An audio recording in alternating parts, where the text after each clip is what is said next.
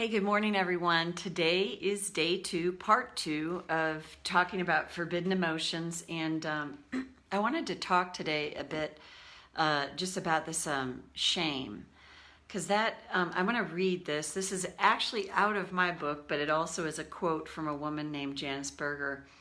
And I know Brene Brown, however you say her name, she's sort of the master of shame. But what this is also from a book called Emotional Fitness. So shame is a silent killer because it prevents us from revealing to the world who we really are. When we hold on to our shame as an adult, it can be totally debilitating. Like worthlessness, shame becomes a devastating defense because it keeps us stuck. We become shame-bound if it was unacceptable for us to express them. And I have, hey Dawn, page 149 in the book Forbidden Emotions, there's a script on tapping on shame. So nice to see you. I'm going to wave back. And my cat, Grace, she's back on my lap. I love that she comes and joins me for this. So let's just dive into the tapping, and I can keep these, shorter and sweeter for people as well. So let's just do this. Call to mind something in your life that you could say, oh, if I think about that, this is how I know it's shame for me. I just go, oh. It's, if you've ever seen a movie and you want to walk out of the room, when someone's in a circumstance, you're like, oh God. I used to notice that, and then I would, since tapping, I would watch that movie and tap through the parts where I was like, oh God, I want to leave the room during this part. That to me is an indicator that there's shame coming up in us. So just call to mind a circumstance.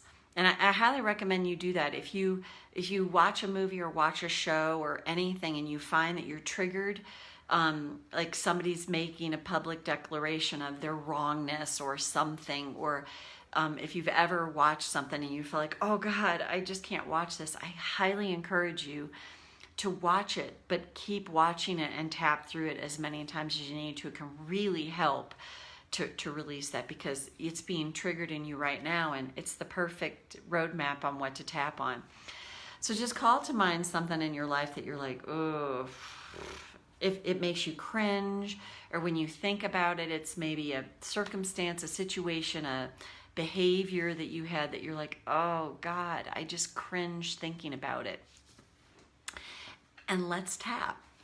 And we'll make it not so forbidden. We can express and go into the shame and make it okay. Shame can be a great emotion because it can go, you know what, I don't think I want to do that again. But when we become it and it overtakes us, that's when it becomes a problem. So call that thing to mind.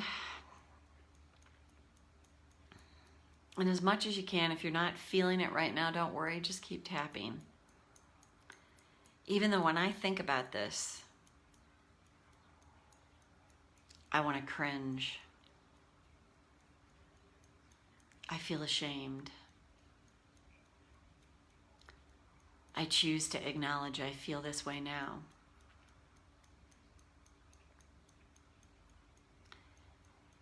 Even though when I think about this event, about something I did, about something I said, it makes me want to cringe. But I'm open to seeing this differently now. Even though I think about this circumstance, I want to cringe. I think I'm embarrassed and ashamed. I choose to acknowledge all of this now. I'll go to the eyebrow. I just feel embarrassed. I just feel ashamed. I can't believe I said that. I can't believe I did that. But here's the thing. That was a wounded part of me that behaved that way. And what if what that part of me needs right now is even a little acceptance? And then maybe that can grow into compassion. And maybe that can grow into love of self. I would totally do that differently now.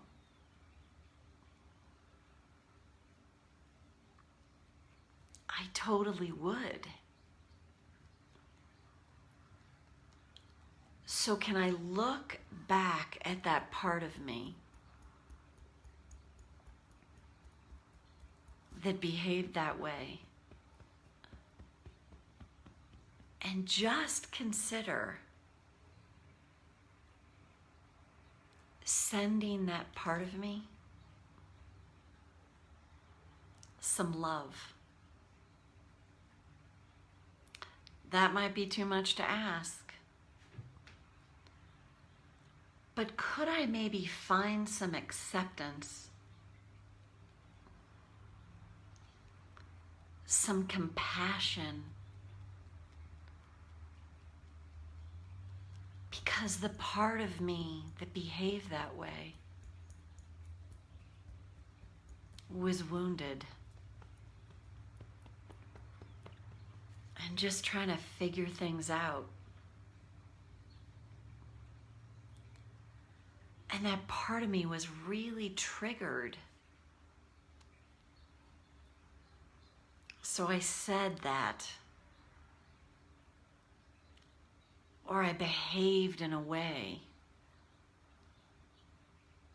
that I now cringe about and feel ashamed. And I know I'd do it differently. So could I consider opening up to more self-compassion for that little kid that's inside of me that got activated and acted out? I bet I could at least consider sending that part of me some acceptance, some compassion. Because that kid in me went through so much. And now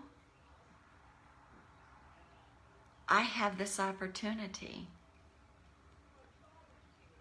to send myself loving kindness and some self-compassion, which could change everything. And I'm open to that possibility now. So take a breath. And again, if it's always like, if we can go back, those cringe moments, those cringeable moments. I've told this story before. I had a friend when I first moved to Albuquerque. I was actually staying with him, and he had his girlfriend, her ex-husband, was really acting out, and he goes, "Oh my God, Marty, I have these thoughts, like of what I want to do to him," and I just go, try to shake my head to get it out. Those are those moments when we're really judging that part of us. And I could go into the behavior the ex-husband was having was horrendous. So it would be a normal response as a human being to go, oh my God, I just think of all these things that I could do to them. And it doesn't mean you act on it, but this is where it becomes forbidden, when we make that wrong and we feel ashamed of how we behaved about something. And anything that we've ever done in our life that we can say we feel ashamed about, that we've rejected about us, there's always a really good internal reason that's usually in the unconscious as to why we did that. Some way we're trying to protect ourselves in some way, and that's why we acted out in that behavior. And as we learn to find some acceptance, some compassion, it grows to self-love towards the part of us, towards those cringeable moments in our life. So again, if you ever are watching a show or something and you're like, oh God, I gotta get up and leave the room, I encourage you to go back and watch it and tap through it, and that'll really help you release your own shame in those cringe-worthy moments. And you'll find, oh yeah, okay, I do it differently now, but God, I have love and compassion for that part of me. And that has the power to change so much. So Dawn, Haiti, great to see you here too. Happy you're here live, and hope you found this helpful. And I've got to add to this title, those cringe-worthy, tapping for the cringe-worthy moments. So thank you, ladies, and then we'll see you back here tomorrow with day 3. Bye for now.